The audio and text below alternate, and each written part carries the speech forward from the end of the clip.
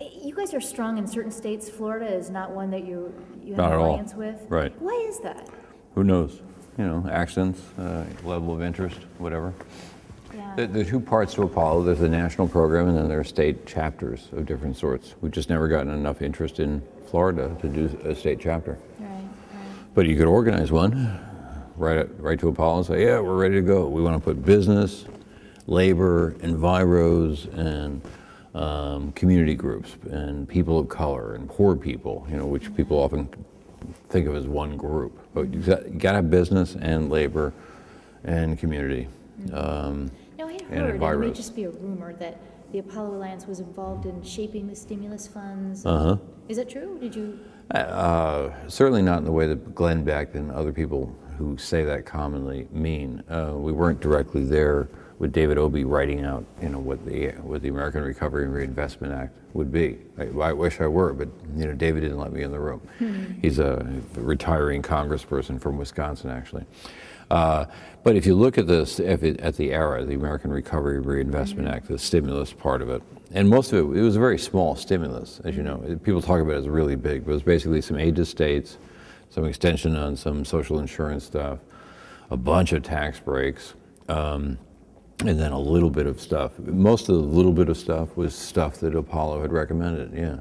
And those were the energy efficiency? Yeah, the energy efficiency stuff, the more grants to cities to work on energy efficiency, the greening up of the infrastructure and transportation and other things. It's when people talk about the stimulus money, it seems like such a big portion of it went for the environment. Yeah. But you're saying it really was a small portion.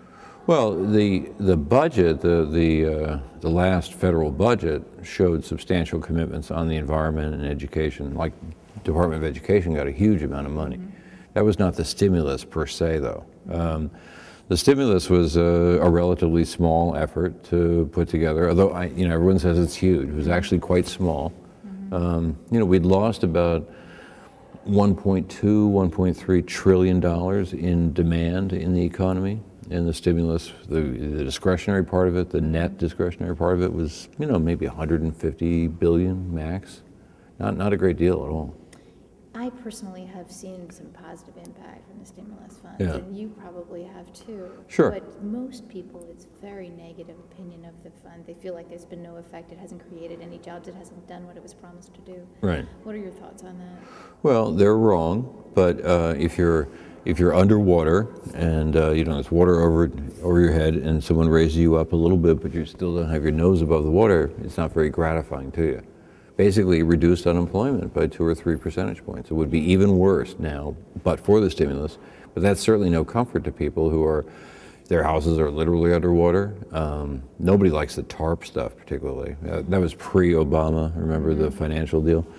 And it wasn't big enough to have the size of the economic effect you'd like to have.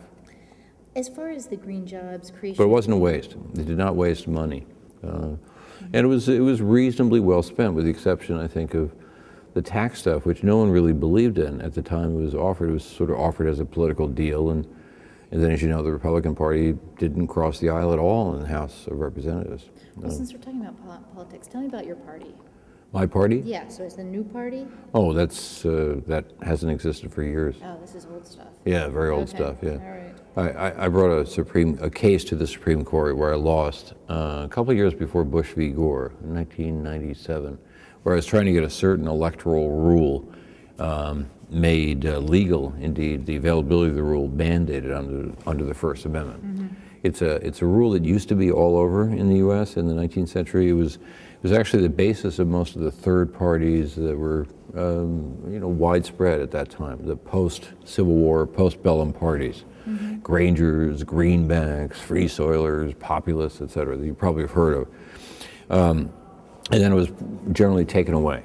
And the reason why it was taken away, as a Republican senator from Minnesota observed at the time, I can beat the farmers and the Democrats separately, but I can't beat them together, so let's make sure they never get together again. And what this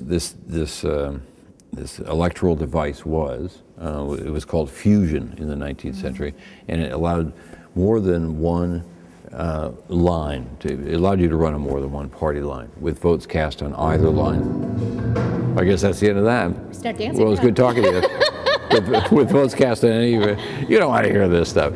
Anyway, but the new party folded after that thing. Okay. Now, there's a... yeah, no, what I want to talk a little bit more about is the Florida stuff, because that's going to be our audience. Yeah. We're going to get back to that. Yeah, Thank you so much for coming to be our speaker tonight. Well, my pleasure. What's your name again? My name is Alexa. My pleasure, Alexa. I heard you talking a little bit earlier about Florida and some of the difficulties that Florida has in particular. Yeah. I'd like to talk just a little bit about that. Okay. On camera, you were saying that we're for one thing, we import too much of our energy. Too much of it. Yeah, you're a poster child for climate devastation. You know, sprawl, extreme weather. Remember all those hurricanes you get all the time? And all the destroyed coastal property and other property? People don't want to insure you anymore. Because if this thing goes forward, you're going to be underwater. Okay, so we're talking about climate change and things that are happening with weather patterns and how it's affecting Florida. Right. And because of that, I sort of heard something else from you, which was like we're not a major contributor in terms of environmental usefulness or cooperation or something in that regard. I wouldn't say that. No. I think for me, it seems that I think you're a little bit slow. You know, you're not. For a state that should be as concerned about the environment, I'm not saying you are, but boy, if I were you, I'd really be worried about this global warming stuff, because you're going to be among the first hit. You're like a low, and you say a low-lying island nation. I can nod and say yes, but I know that there's so many non-believers in this very state who probably live on the water. You know? Yeah. Well, what do you do when people say, "Is climate change real? This is all made up. This is bunk." Yeah. Well, I don't know. There's what are you going to believe? I mean, the facts are your own delusions. You can argue about the sources of. I don't know what you would argue about, actually. I mean, at some point, it becomes. I don't know. Is smoking good for you, or is it?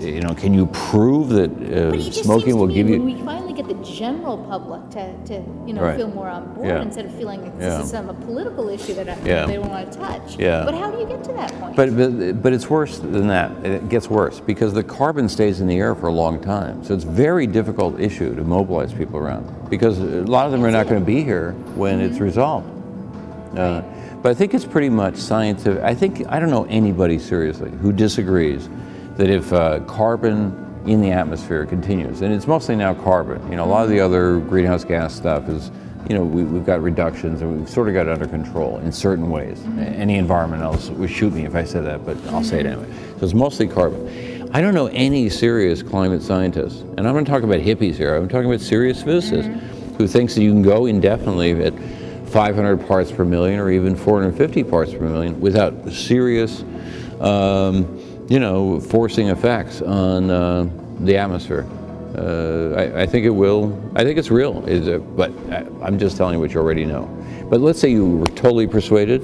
You said, okay, what can I do right now? Well, there are a number of things you can do right now, but you're doing them alone in Florida. It's not really going to make that much difference for the world, because it is a world problem. Yeah, I heard or read a couple statements that you had said in that regard. Something like if we all reduced our total carbon emissions by 80% or something like that, it really wouldn't have that much impact on the world, on the planet. Well, I think what I said was this, and I'll probably say it again tonight if I brought those things with me. If you look at the end use of energy, it's electricity generation basically, and then it's buildings and other stuff, and then there's transportation. And transportation and electricity generation, the power sector itself, so that's all of our cars, everything else, and all the electricity and all the stuff we generate. If you wipe that out, that itself would not get you below, it would not get you 80% below 1990 levels of carbon, which is what people commonly say. All these politicians run around and say, I'm going to be 80% below 1990 levels within, I don't know, any time I get out of office or whatever. And you're talking about a very substantial restructuring of the economy. But even if you did that, remarkably, if you figured out some way to have people housed and all the industrial stuff go on, all the transportation stuff go on, do it entirely clean and carbon-free. And we're a million miles from that now. But even if you did that, say in Florida or in the US, that's just a small part of total emissions. Right. So it's an international problem now. It is. And its effects are going to be delayed, and that's why it's so difficult to think about it politically. as well, along with ordinary human stupidity. Other countries have thought about it politically and made mandates and made things happen in ways that the United States isn't even coming close to touching right now. That's true. That's true. Why is that? Well, I don't know. Oscar Wilde once said America was the only country on earth that went from barbarism to decadence without pausing for civilization. And I'm still waiting, It's a strange country. People have to appreciate how strange. It's wild and wacky and wonderful. We all love it and everything. But it is a strange place in terms of making decisions. If you were in a position, just say you were president, and this was your focus, the environment, what would you do? I would spend a ton on research and development and commercialization of new technology, because I think what you got to do is push out solutions before people are going to be willing to make sacrifices in many ways. Okay, but I would definitely push the technology frontier as fast and as aggressively as I possibly could. It seems that we're going every direction but that. Right, and we're not investing. Other countries are doing that. They're doing it as part of their industrial policy and their competitiveness policy. And I care a lot about competitiveness, and we might get competitive benefits. But if I was just doing it for the sake of doing it, I would just push out the R&D, but also the commercialization of the R&D and the so-called innovation infrastructure. So it's the all right, that's one thing. Okay. But right away, what I do is I make it real easy for people to start what the kids learn in school. Reduce, renew, reuse, and recycle, or recycle and reuse. Is that what you hear? Or reduce, reuse, recycle, because it's in that order. Reduce is the most important. Okay, and then reuse. Reuse and then recycle. How about the renew? Is that in there anywhere? No. No. Let's throw that in there. Yeah, I would put it in there because you want to have a bunch of sources of clean, non-carbon generating energy. Right. I think the nuke stuff is definitely worth pursuing. Some of you enviros may not want to do that, but I think you're just wrong. I think what people say but don't do, that we have to pursue a wide variety of things, from the algae that they want to bring here for your biofuels, to solar films and panels and whatever, to geothermal where it makes sense, to wind offshore and elsewhere, blah, blah, blah. We should pursue it all, but in a sensible way. We're not making those decisions or those big investments. But then what we could do, let's go back to Florida. I think 98 cents on every dollar you spend on energy goes out of state. Right. Do you feel positive about what you see with our Generation Y and their attitudes? Y, X, Z, I X. think we're Y, right? We're Y? I think so. I think the kids are all right. The society is letting them down in all sorts of ways. I would hate to be a kid right now coming into this labor market. I think it's just terrifying. And a lot of those kids are they're going to be detached from the labor market for a critical period in their life, and we know that makes a long-term effect on their skills acquisition and their possibilities in the future, et cetera. If I were 22 years old right now, I would be pissed, actually. Yeah, because man, what's my option? What am I doing here? This is the worst labor market since the Great Depression. No one's doing anything about me. Now I know I don't have illusions about children. I have some children myself, and I know that they have the attention span of gnats and are undereducated and everything else. But no, I don't have any problem with the kids. Frankly, I don't even have a problem with the Tea Party folks, because even though their stuff is, I can understand why they're upset. Not the Koch brothers and the other people manipulating them, but the ordinary people who just haven't seen any change they could believe in and some improvement.